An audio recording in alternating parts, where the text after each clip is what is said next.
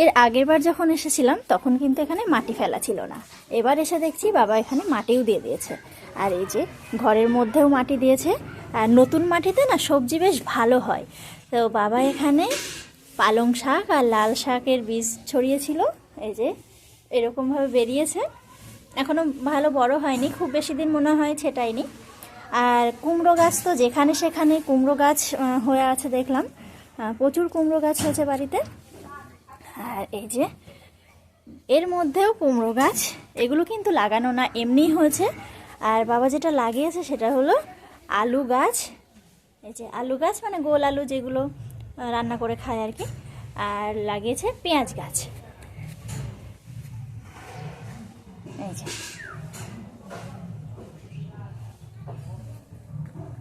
এরপরে এগুলো উঠে গেলে মাটি দিয়ে একদম সমান করে মানে ভরাট করে দেবে।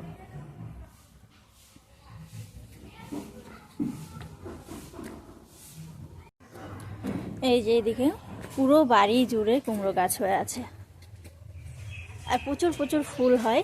মা তো আজকে পকোড়াও বানিয়েছিল, কুমড়ো ফুলের পকোড়া।